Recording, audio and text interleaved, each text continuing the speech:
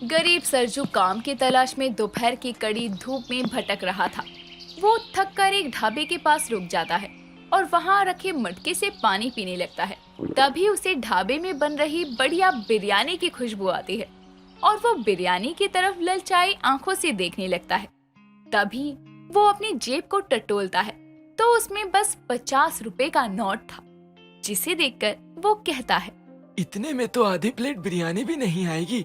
और वैसे भी अभी मैं ये पैसे खाने पर खर्च भी नहीं कर सकता, क्योंकि अभी तो कोई काम भी नहीं मिला है। पैसों की तंगी के चलते वो 50 के नोट को वापस अपनी जेब में रखता है और पानी पीकर फिर काम की तलाश में निकल पड़ता है। पूरा दिन भटकने के बाद उसे एक तहसीलदार अपने यहाँ मजदूरी पर रखता है। शाम को थका हारा वो अपनी झोपड़ी में पहुँचता है, जहाँ वो अपने परिवार के साथ रहता था। उसके घर में उसकी पत्नी रज्जो, बड़ी बेटी रूपल और 10 साल का बेटा चीकू था। उसका परिवार गरीबी की हालत में अपने दिन रात काट रहे थे। सरजू के आते ही उसका बेटा चीकू खुशी से कहता है, पापा आ गए, मेरे लिए चॉकलेट लाए हैं ना? हाँ मेरे बच्चे, मैं तेरी चॉकलेट लाना कैसे भूल सकता हूँ। तभी सरजू अपनी जेब से एक छोटी सी चॉकलेट निकालकर चीकू को देता है।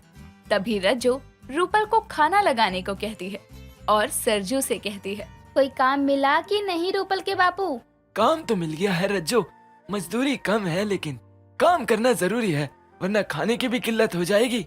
ये तो है ही। अब देखिए ना, अगले महीने चीकू के स्कूल की फीस भी बढ़ जाएगी। इस गरीबी में बच्चों की पढ़ाई देखे या उनको खाना खिलाए, समझ ही नहीं आता। आज भी मैंने रोटी के साथ धनिये की चटनी पीस दी है बस। अब हाथ मुंह धो लीजिए, रूपल खाना परोस रही है।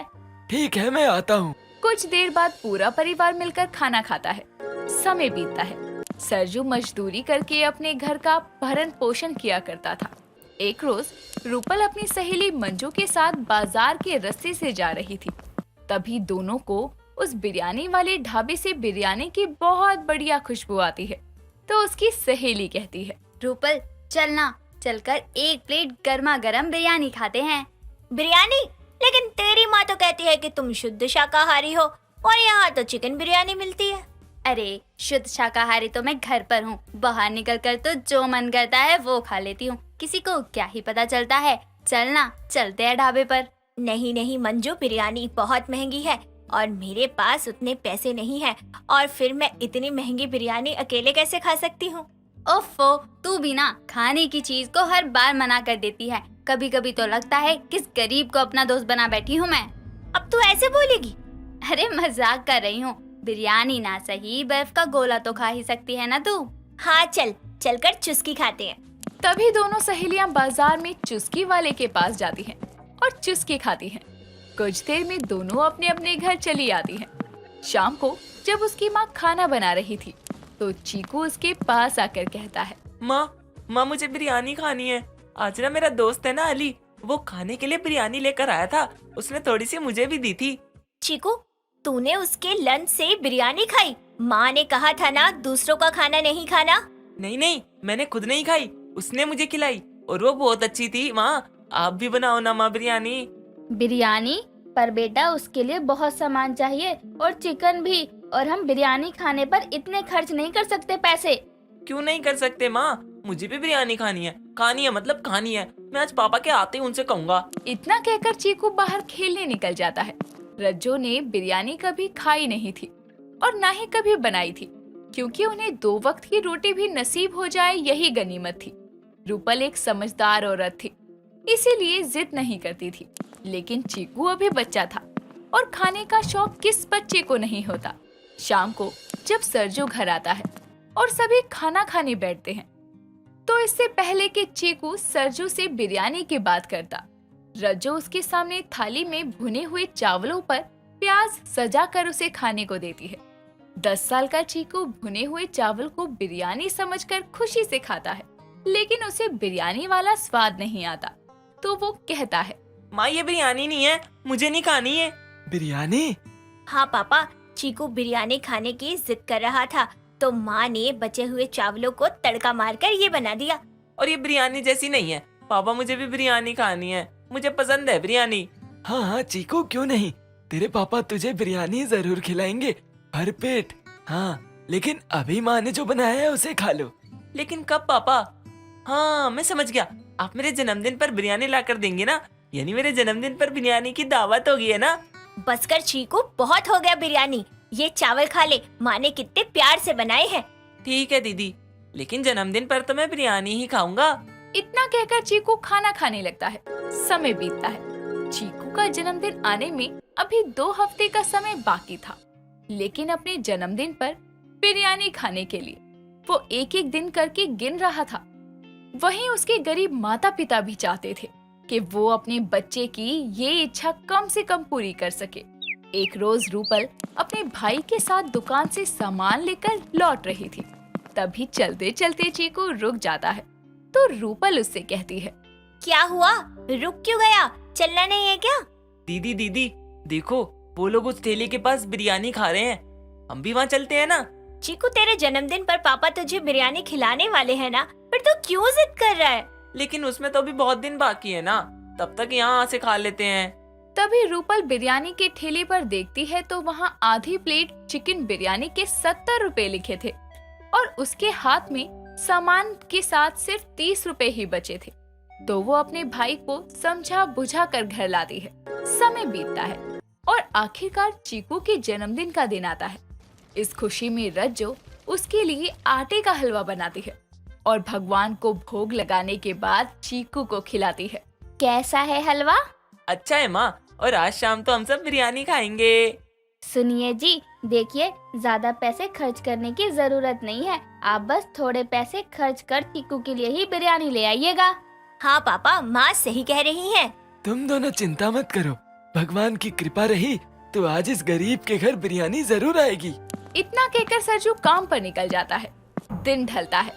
शाम के समय सरजू बिरयानी लेने उसे ढाबे पर जाता है और हाफ प्लेट बिरयानी पैक करने को कहता है। लेकिन किस्मत से उस दिन ढाबे के 1 साल पूरा होने पर हर तरफ से खाने के आधे दाम की छूट थी, जिसके कारण उसे हाफ प्लेट के दामों पर फुल प्लेट बिरयानी मिलती है, जिसे लेकर वो खुशी खुशी घर आता है तो देखता है कि उसके पड़ोस में रहने वाली अमीना बहन उसके घर बिरयानी देने आई है। रज्जो बहन, आज जुम्मा था इसलिए मैंने अपने घर में चिकन बिरयानी बनाई है, इसलिए तुम्हारे लिए भी थोड़ी ले आई। लो, कबूल करो। धन्यवाद अमीना बहन, जुम्मा मुबारक हो आपको। शुक्रिया आपको भी। अच्छा, खुदा हाफिज। इतना कहकर अमीना उसे बिरयानी देकर चली जाती है, जिसके बाद इस तरह गरीब के घर पर एक नहीं बल्कि 2-2 जगह से बिरयानी आती है। ये देखकर चीकू बहुत खुश होता है। तभी रज्जो कहती है, इस गरीब के घर कभी बिरयानी की दावत होगी ये कभी नहीं सोचा था। सोचा तो मैंने भी नहीं था रज्जो, मैं तो ढाबे पर हाफ प्लेट बिरयानी ही ले रहा था, लेकिन ढाबे पर छूट के चलते मुझे कम दाम में 1 प्लेट बिरयानी मिल गई। अब जब घर में बिरयानी आ गई है तो खाते हैं ना माँ पापा? हाँ हाँ, पहले तू ही खा ले, इतनी बेसब्री से इंतजार कर रहा था ना बिरयानी खाने का। तभी चीकू सबसे पहले खाने की शुरुआत करता है और फिर पूरा परिवार साथ में मिलकर बिरयानी खाता है। अनु एक गांव में रहने वाली सुलझी सी लड़की थी जिसका बाल विवाह बचपन में सरल के साथ हुआ था। सरल बड़ा होकर शहर में पला बड़ा था, तो वहीं अनु गांव की सीधी साधी लड़की थी जिसका गोना नहीं हुआ था और वो अपनी माँ के साथ रहा करती थी। एक दिन अनु की माँ रेखा कहती है, बेटी, अब तुम बड़ी हो गई हो और सुना है कि सरल भी शहर में अच्छी नौकरी कर रहा है। मेरे ख्याल से अब सही वक्त आ गया है कि तुम्हारा गौना कर दिया जाए और तुम्हें उसके साथ भेज दिया जाए। अनु ये सुनकर शर्मा जाती है और कमरे की तरफ भाग निकलती है। रेखा अपनी बेटी का गोना करके सरल के साथ उसे शहर रवाना करती है।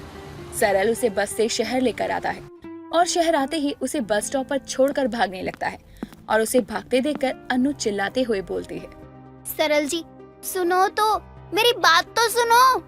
जिसके बाद वो बहुत ज्यादा रोती है और खुद से कहती है, सरल ने मेरे साथ ऐसा क्यों किया?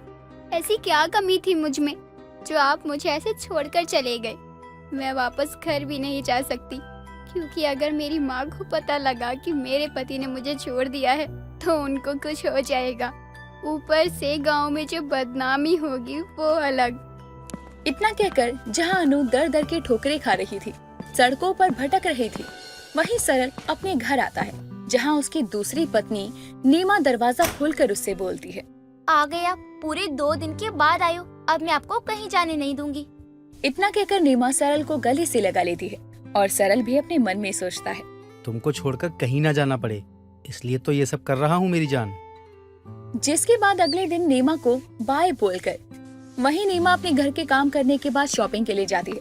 तभी उसे एक औरत रास्ते में बेहोश मिलती है, जिस पर पानी के छींटे मारकर वो उसे उठाती है और कहती है, कौन हो तुम और तुमको चक्कर कैसे आया? अनु नीमा को अपनी सारी कहानी सुनाती है, जिसे सुनने के बाद नीमा की आंखें नम हो जाती है और वो सरल को कॉल करती है। हेलो बेबी, सुनो। जान, मैं अभी बात नहीं कर सकता, बहुत बिजी हूँ, एक मीटिंग है। इतना कहकर सरल तो कॉल कट कर देता है और अपना काम करने लगता है। वहीं नीमा अनु से कहती है, अरे अनु, उस बेरहम पति का नाम तो बताओ जिसने तुम्हारे साथ ये सब किया। नहीं नीमा जी, हमारे खानदान में पत्नियां शादी के बाद पति का नाम नहीं लेती हैं। ओहो, तुम औरतें और तुम्हारे पुराने विचार, वो भी उस कंजर के लिए जो तुमको इस तरह छोड़कर चला गया। खैर, अब तुम क्या करोगी? ये तो पता नहीं, पर मैं गांव नहीं जाऊंगी। बस यहीं कोई छोटा मोटा काम करके अपनी जिंदगी काट लूंगी। नीमा को अनु की ये बात सुनकर एक तरकीब सोचती है और वो अनु से कहती है, अच्छा, अगर तुमको कोई दिक्कत ना हो तो तुम मेरे घर चल सकती हो। मुझे एक नौकरानी की जरूरत है, तुमको घर मिल जाएगा और मेरा फायदा भी हो जाएगा। ये सुनकर अनु नीमा के साथ चलने को राजी हो जाती है। शाम होने पर जैसे ही सरल घर आता है तो अनु को उसके लिए चाय लेकर आता देखकर वो चौंक जाता है। तो वहीं अनु भी चाय का कप गिरा देती है, जिसके बाद अनु को ये समझते देर नहीं लगती कि नीमा उसके सौतन थे और सरल ने उसे धोखा दिया। अब इस सौतन होने का दर्द उसे सारी जिंदगी झेलना भी था। जिसके बाद अनु नॉर्मल रिएक्ट करती हुई सरल से कहती है, माफ करना साहब, मैं आपके लिए दूसरी चाय बना कर लाती हूँ। इतना कहकर अनु चाय बनाने चली जाती है और सरल आकर नीमा से बोलता है, ये कौन है? ये किस बेकार को तुम घर उठा ले आई? बेबी, ऐसे क्यों बोल रही हो? पता है इसका पति कितना कमीना है, इसे छोड़कर भाग गया। पता नहीं क्यों, मुझे वो बहुत अपने जैसी लगती है। लगेगी ही, सौतन जो है। कुछ कहा तुमने? नहीं नहीं, बस ये कि मुझे मेरे घर में फालतू की भीड़ नहीं पसंद है। ओह हेलो, तुम्हारा घर? ये घर मेरा भी है। इनफैक्ट तुम्हारी जॉब भी मेरे पापा की दी हुई है। इसलिए ही तो झेल रहा हूँ तुमको, वरना तुमसे सही तो ये गांव की गवार दिखती है। खैर, ये गवार कुछ बोलेगी नहीं और मैं दोनों से मजे ले सकता हूँ। जहाँ सरल अनु और नीमा के लिए इतनी नीच सोच रख रहा था, वहीं अनु रसोई में काम करते हुए बोलती है, कोई बात नहीं, मेरे पति अगर मुझे ना अपनाए तो कम से कम मैं उनके आसपास तो हूँ ना, मेरे लिए यही काफ़ी है। और नीमा जी कितनी अच्छी हैं, मैं उनका दर्द भी नहीं देख सकती। अगर उनको सच पता लगा तो उन पर क्या बीतेगी। इतना सोचकर अनु अपनी चाय बनाकर लाती है और सबको देती है। जिसके बाद अनु अपनी सौतन के साथ उसी के घर में रहने लगती है, लेकिन नौकरानी बनकर। दिन बीतते हैं और सरल रहता तो नीमा के साथ है, पर छुप छुप कर वो अनु को भी छेड़ा करता। अनु कोई ना कोई तरीका बनाकर खुद को हर बार बचाया करती। एक दिन नीमा आकर सरल के सामने अनु से कहती है, अनु, तुम्हारे साथ जो हुआ है तुमको ऐसे चुप नहीं बैठना चाहिए। फिर क्या करूँ दीदी, आखिर पति हैं वो मेरे। क्या करूँ मतलब? तुमको उसकी पुलिस में कंप्लेंट करनी चाहिए। सच बताऊं तो ऐसे लोगों को जेल के अंदर होना चाहिए। पता नहीं अभी किस बेचारी की जिंदगी नरक कर रहा होगा वो। ये सब कुछ सुनने के बाद में सरल उसे रोकता है। अरे नीमा, बस भी करो तुम, क्यों इतना हाइपर हो रही हो? अरे क्यों ना हूँ, अगर तुम ऐसा करते ना तो मैं तो तुम्हें धक्के मारकर घर से निकाल देती और कहीं का नहीं छोड़ती। ये सुनकर सरल सकपका जाता है, क्योंकि उसे डर था कि उसकी चोरी पकड़ी जाएगी। और अनु कहती है, दीदी छोड़िए, आप क्यों मेरी इतनी चिंता कर रही हैं? पता नहीं नीमा, पर मुझसे तुम्हारा दर्द देखा नहीं जाता और मैं खुद को रोक नहीं पाती। ये सुनकर अनु की आंखें भर आती है और नीमा उसे अपने गले से लगा लेती है। ये औरतें और इनके नाटक, भगवान ही बचाए। अब सरल तो काम पर चला जाता है और अनु अपने घर के कामों में लगी होती है। शाम होने पर सरल पीकर घर आता है और अनु दरवाजा खोलती है। जिसके बाद सरल उसे अपनी बाहों में भरने ही वाला था कि वो भाग जाती है और सरल अपने गंदे इरादों के बारे में सोचता है। कब तक भागोगी? बड़ा पति पति करती है ना मुझे। आज तो इसके पति का हक लेकर रहूंगा, बस एक बार नीमा सो जाए। अब सरल नीमा के साथ में बैठकर खाना खाता है और सोने चला जाता है। जिसके बाद नीमा के सोते ही सरल आधी रात को उठकर अनु के कमरे में जाता है और उसे गले से लगा लेता है। अनु मेरी जान, हाय, आज तक मुझे कभी बाहों में भी नहीं भरा। ये सुनकर अनु डर जाती है, लेकिन वो जानती थी कि अगर वो चिल्लाती तो नीमा भी जाग जाती। जिसके बाद वो बस खुद को सरल से बचाने की कोशिश करती है और सरल उसकी तरफ बढ़ने लगता है, लेकिन सरल कुछ कह पाता या कर पाता इससे पहले ही नीमा अनु के कमरे की लाइट आकर ऑन कर देती है और अनु नीमा को सब कुछ सच सच बता देती है और नीमा सरल को थप्पड़ मारकर पुलिस के हवाले कर देती है और अनु से कहती है, अरे पगली, तूने इतना दुख क्यों झेला? हमें भला करना चाहिए, लेकिन बस उन लोगों का जो इसके लायक हो। इतनी मीठी बनेगी ना तो दुनिया तुझे खा जाएगी। दीदी, मुझे लगा आपको ये जानकर बुरा लगेगा और आप टूट जाओगी।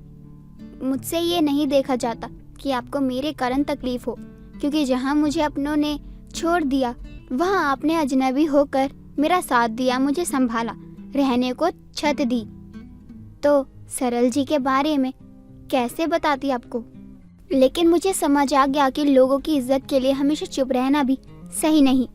आज जो सरल जी ने मेरे साथ किया वो कल किसी और के साथ भी कर सकते थे, लेकिन कहते हैं ना, जब दिल साफ हो तो भगवान कुछ नहीं होने देते।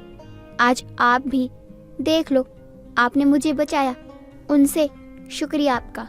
और आज से मैं आपका सबसे ज्यादा ख्याल रखूंगी और मैं हमेशा आपके साथ रहूंगी। हर मुश्किल वक्त में भी मैं आपका साथ नहीं छोड़ूंगी। जिसके बाद अनु को ये समझ आता है कि इज्जत लोगों के ओहदे से नहीं उनके कर्मों से की जाती है।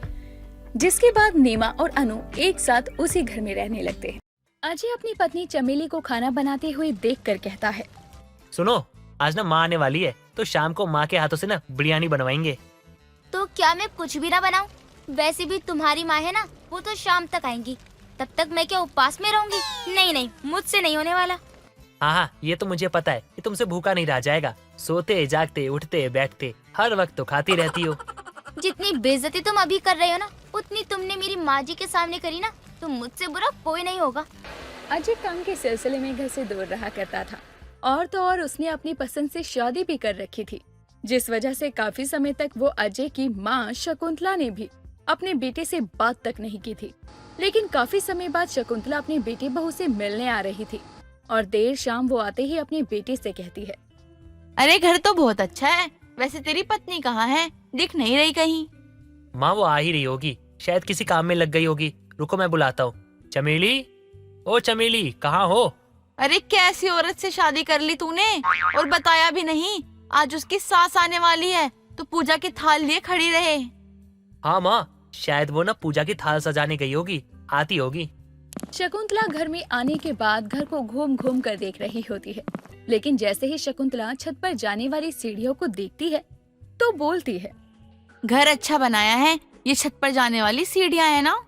हाँ माँ, इधर छत है और वो देख रहे हो, वहाँ पे 2 रूम है और यहाँ पे बालकनी।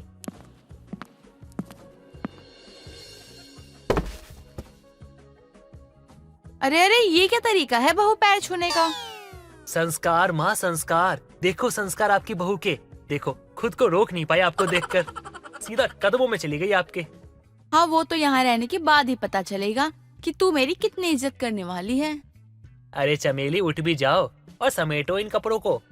हाँ हाँ बहू, बस बहुत हुआ, अब उठ भी जा। और तू क्या उसे उठाने में लगा है? चल मुझे कमरा दिखा। अब शकुंतला के वहाँ से जाने के बाद भी वहीं नीचे पड़ी हुई चमेली अपने कमर पर हाथ रखे खुद से कहती है, अरे रे, कैसी पनौती सांसें मेरी, आते ही गिर गई हूँ मैं। ऐसी गिरी हूँ कि खुद से उठ ही नहीं पा रही हूँ। हाय रे, मेरी कमर टूट गई। इनके आशीर्वाद की ऐसी बद्दुआ लगी है। हाय रे मेरी कमर। माँ, ये आपका कमरा है, आप बैठो, मैं भी आता हूँ। आपकी माँ की चिल्लाने की वजह से मैं यहाँ पे आके गिरी और अब मेरी कमर, मुझे नहीं लगता कि ये 2-3 दिन से पहले ठीक होने से रही। अब आप अपनी माँ को कहो कि वो खाना बनाए। हाँ हाँ, उसकी चिंता नहीं है मुझे। आज तो माँ के हाथ की गर्मा गर्म हैदराबादी बिरयानी खाऊंगा और तुम्हें भी खिलाऊंगा। हाँ हाँ, देखती हूँ मैं भी। सिर्फ बोलने से ही इनकी जुबान चलती है या कुछ अच्छा बना भी लेती है। अब देर शाम जब खाने का समय होता है तो शकुंतला अपने बेटे से कहती है कि खाने में क्या बनने वाला है। माँ, मैं तो दाल चावल खा खा के बोर हो चुका हूँ। अब तो आपके हाथों की बिरयानी खानी है मुझे। बना के खिला दो ना, मुझे बहुत जोरों की भूख लगी है। हाँ हाँ, क्यों नहीं, अभी बना देती हूँ तेरे लिए बिरयानी। लेकिन जा, बाजार से चिकन ले आ और थोड़े मसाले दही भी। हाँ माँ, अभी लेकर आता हूँ। जब तक आप ना प्याज काट लो। और हाँ माँ, टमाटर फ्रिज में होगा। मेरी जिम्मेदारी सिर्फ बनाने की है, बाकी का काम तेरी बीवी करेगी। कहाँ है वो जब से? उसने मेरे पैर छुए तब से दिखी ही नहीं। अरे माँ उसको छोड़ो ना, उसकी कमर में मोच आ गई है, वो ठीक से चल तक नहीं पा रही है। तू जाकर पहले ही सामान ले आ, जब तक मैं उसके कमर का दर्द ठीक करती हूँ। अभी उसकी उम्र ही क्या है जो झुकने में ही उसकी कमर अकड़ गई और मोच आ गई। माँ मैं जा रहा हूँ बाजार, कहीं आप दोनों झगड़ा मत करना, ठीक है? अजय के जाने के बाद शकुंतला अपनी बहू के कमरे में जाती है और अपनी बहू को उठाने लगती है। क्या हुआ माँ जी, आपको कुछ चाहिए क्या? नहीं नहीं बहू, मुझे कुछ भी नहीं चाहिए, बस तू चलकर बिरयानी के लिए मसाले तैयार कर दे और प्याज भी काट ले। माँ जी आपको पता भी है मेरी कमर से उठा भी नहीं जा रहा है, तो भला मैं किचन में खड़ी कैसे हो सकती हूँ? बहू, जब मैं इस उम्र में हैदराबाद आ सकती हूँ तो तू क्या कमरे से किचन में नहीं जा सकती? माँ जी आप समझती क्यों नहीं हो, मैं आपके सामने ही किचन से सीधे नीचे गिरी थी। चल अब बहाने कल के लिए बचा के रख ले, जब तक मैं थोड़े समाचार देख लूँ तो बिरयानी के लिए मसाले तैयार कर दे। चमेली अब जैसे तैसे किचन में पहुंचती है और कुछ देर बाद ही अजय भी चिकन लेकर आ जाता है और शकुंतला चिकन में बिरयानी बनाने लग जाती है। कुछ ही समय बाद चमेली के घर उसकी पड़ोसन का आना होता है। बहू कैसी है? आज पूरे दिन तू दिखी नहीं, और तेरे घर में ये खुशबू कैसी आ रही है? खुशबू तो बहुत अच्छी आ रही है, कुछ स्पेशल बन रहा है क्या? अरे बहन जी राम राम, कैसी हैं आप? मैं शकुंतला, अजय की माँ। आप बिमला बहन हो ना? मेरा बेटा आपकी बहुत तारीफ करता है। अरे बहन जी, आप ही हैं क्या अजय की मम्मी? अजय तो आपकी बहुत तारीफ करता है। अरे बहन जी, बेटा किसका है? वैसे लगता है कि कुछ स्पेशल बना रही हैं आप हैदराबाद का। अरे आप तो जानती ही होंगी मेरे बेटे अजय को बिरयानी कितनी पसंद है, और हैदराबादी बिरयानी का तो स्वाद ही क्या कहना। अरे क्या बात है बहन जी, कैसे बनता है? क्या मैं देख सकती हूँ? अरे बहन जी, मैं उसको जरूर बताऊंगी। आइए, यहाँ खड़े क्यों हैं? अंदर आइए। चमेली अब अपनी सास और विमला की ये बातें सुन रही थी और कुछ ही देर में चमेली के साथ शकुंतला और विमला की दोस्ती भी काफी अच्छी हो जाती है। अब जब शकुंतला बिरयानी बना लेती है तो विमला भी शकुंतला के हाथ की बिरयानी खाकर शकुंतला की खूब बढ़ चढ़ कर तारीफ करती है।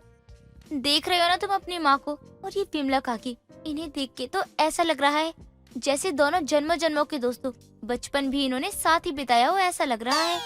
अरे तुम्हें क्यों दिक्कत हो रही है? अच्छी बात है ना, माँ को कोई मिल गया, और वैसे भी वो अकेले बोर हो जाती है। तुम विमला काकी को जानते हो ना, वो कैसी है? वो अपने फायदे के लिए किसी को भी चोर, बदमाश और आतंकवादी भी बना सकती है। ऐसे ही शकुंतला को शहर आए कई दिन बीत जाते हैं और शकुंतला की तो अब शहर में दोस्त भी बन चुकी थी। पूरे दिन विमला और शकुंतला साथ रहते, बाजार भी साथ जाते और रोज ही शकुंतला देर शाम घर आती घूम फिर कर, तो चमेली या तो घर पर नहीं होती या फिर अपनी सास के आते ही उसे बिरयानी बनाने को कह दिया करती। जिस दिन से मैं आई हूँ उस दिन से ये औरत मुझसे काम ही करवा रही है, और बिरयानी तो ऐसे बनवा रही है जैसे इस घर में मैं बिरयानी ही बनाने आई हूँ। और अजय भी इस औरत को कुछ नहीं कहना चाहता। अब अगली सुबह जब अजय और चमेली उठते हैं तो उन्हें घर में शकुंतला कहीं भी नजर नहीं आती। ऐसे में चमेली को लगता है कि उसकी सास विमला काकी के साथ घूमने गई है। लेकिन जब सुबह सुबह ही विमला चमेली के घर आती है तो चमेली से बोलती है, अरे बहू, थोड़ी सी चीनी मिलेगी क्या? वो क्या है ना कि चाय बनाने गई थी तो चीनी ही नहीं थी। वैसे शकुंतला कहाँ है? क्यों, वो आपके साथ घूमने नहीं गई क्या? अरे मैं अभी उठी हूँ और सुबह सुबह मुझसे बिस्तर से उठा नहीं जाता, और तू बात कर रही है कि मैं घूमने निकलूं। अगर माँ जी आपके साथ नहीं गई है तो माँ जी गई कहाँ? कितनी बार कहा है माँ जी को कि बिना बताए निकला मत करो, ये शहर है कोई गांव नहीं। अरे होगी यहीं आसपास, आ जाएगी। तू मुझे चीनी दे और मैं जाऊँ चाय बनाने, बाद में आकर शकुंतला का हालचाल लेती हूँ। हाँ अभी देती हूँ, लेकिन मुझे तो माँ जी की चिंता हो रही है। आज आने दो घर, फिर बताती हूँ इन्हें तो। अब चमेली और अजय अपनी माँ को ढूंढने लगते हैं। माँ कहाँ जा सकती है? मुझे लगता है यहीं कहीं आसपास होंगी, मैं देख कर आता हूँ। शायद कहीं इधर उधर किसी से बात कर रही हो। और हाँ, तुम भी जाके ना आसपास के लोगों से पूछो, क्या पता तुम्हें पता चल जाए। और काफी ढूंढने के बाद पता चलता है कि शकुंतला बिरयानी बनाने से परेशान होकर अपने हैदराबाद ही लौट गई और फिर कभी अपने बहू बेटे के पास आने का नाम तक नहीं लेती।